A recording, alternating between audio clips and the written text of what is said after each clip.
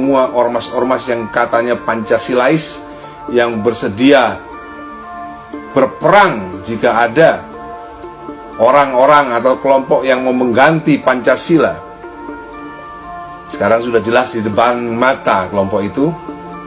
Kapan kamu gebuk Yakut, kapan kamu gebuk Marwarar, saya tunggu, karena kami ingin melihat aksi kamu semua menggebuk para elit yang mempunyai ide untuk mengganti Pancasila dengan Eka Sila atau dengan Trisila yang nantinya juga bisa menjadi Asusila.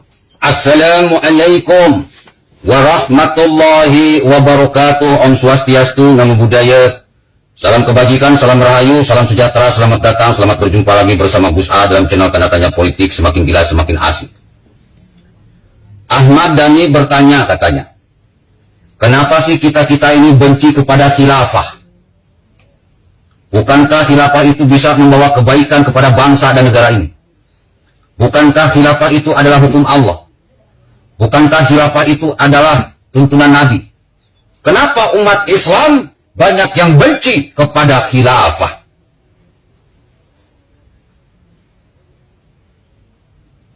Kalau saya sih gampang. Sebetulnya bukan benci, tetapi tidak rasional. Tidak rasional. Kenapa saya katakan tidak rasional? Orang-orang yang mendukung khilafah ini adalah orang-orang yang gak punya otak. Bahkan kita bisa melihat mereka ini adalah orang-orang yang akhlaknya rusak, bahkan mentalnya rusak. Akan jadi apa negara ini? Akan jadi apa NKRI jika dipimpin oleh orang-orang yang otaknya rusak, yang akhlaknya rusak, yang mentalnya rusak? Negara ini akan menjadi qalu ataj'alu fiha man yufsidu fiha wa yasfikud dima. Negara kita akan rusak, bahkan akan terlibat pertumpahan darah di dalamnya. Negaranya ada, tetapi bentuknya medan perang. Na'udzubillah summa na'udzubillah. Jadi saya berani mengatakan bahwa orang-orang khilafah ini, mau dia ustadz ke, mau dia kiai ke, mau dia ajengan ke, mau dia habaib ke, mau dia rakyat biasa, mau dia karyawan, dosen, guru, dan sebagainya, kalau mendukung khilafah, maka mereka otaknya rusak, akhlaknya rusak, mentalnya rusak. Saya berani tantang, jangan yang ecek-ecek lah. Kalau mau debat dengan saya, cari yang ilmunya tinggi, biar gak malu. Saya tantang debat orang-orang khilafah. Kalau benar kalian hebat, coba kalahkan argumen Gus A. Live on TV. Biar kalau Gus A kalah, kalian bisa dengan mudah mendirikan khilafah di negara ini. Tapi kalau kalian yang kalah, kalian harus kembali kepada NKRI harga mati.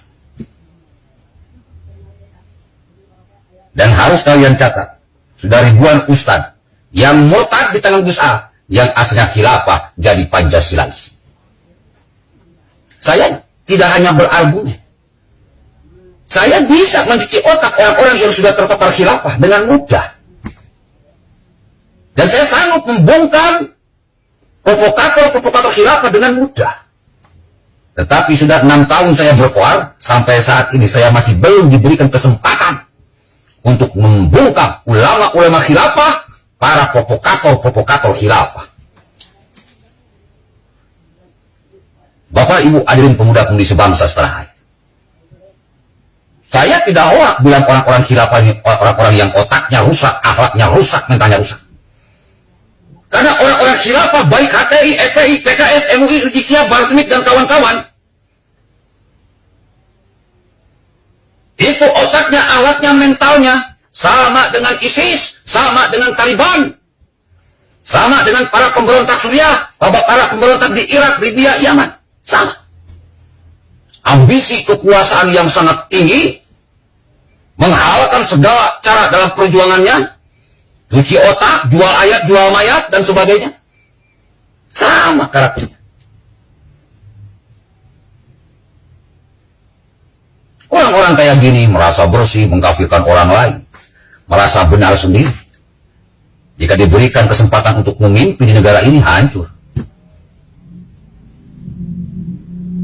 Islam yang mereka bawa bukan Islam Nabi Muhammad. Islam yang mereka bawa bukan Islam Al-Quran. Islam mereka itu Islam cangkang. Islam itu cuma kedok. Cuma kendaraan untuk meraih kekuasaan.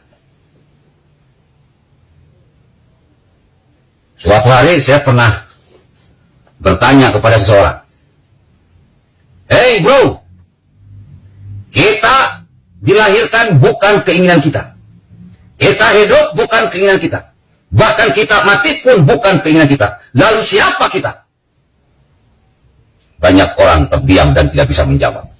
Banyak ustadz kiai ajengan habaib ketika saya tanya seperti itu, mereka diam tidak bisa menjawab. Jika kita renungkan, betul bro, kita lahir bukan karena keinginan kita. Kita hidup, yang dulunya cita-cita pengen jadi dokter, malah jadi montir. Dulu ada orang yang cita-cita pengen jadi arsitektur, malah jadi kondektur. Dulu ada orang-orang yang pengen jadi ustadz, malah jadi preman.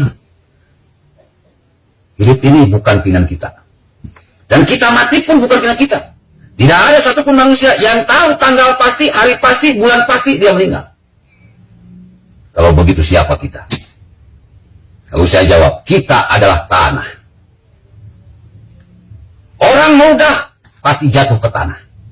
Kambing berak pasti ke tanah. Kerbau kencing pasti ke tanah. Kita injek pasti ke tanah. Kita nyangkul pasti ke tanah. Kita itu adalah tanah. Maka barang siapa yang sadar akan dirinya, yang tahu akan dirinya, pasti tahu siapa Tuhannya. Siapa yang tahu akan Tuhannya, pasti dia tahu akan dirinya. Kita ini tanah. Diudahi tanah diam. Diinjak-injak tanah diam. Dikencingi tanah diam. Direndahkan tanah diam. Dicangkul, dipukul tanah diam. Artinya apa? Kita kalau direndahkan orang, dihinakan orang, dibully orang, dijelekin orang, diasingkan orang, kita tanah diam saja. Makanya kata Allah, innallaha ma'as sabirin. Allah beserta orang-orang yang sabar. Tanah itu merupakan sebuah zat sebagai simbol dari kesabaran seorang manusia. Kalau manusia sadar akan dari apa dia diciptakan, maka dia akan bersifat seperti tanah. Ketika kita sadar punya sifat karakter seperti tanah, maka Allah beserta kita. Jadi orang yang sabar itu susah bro. Karena susahnya Allah dekat dengan orang-orang yang sabar. Satu ayat ini saja, mereka orang-orang khilafah tidak sanggup untuk mengamalkan.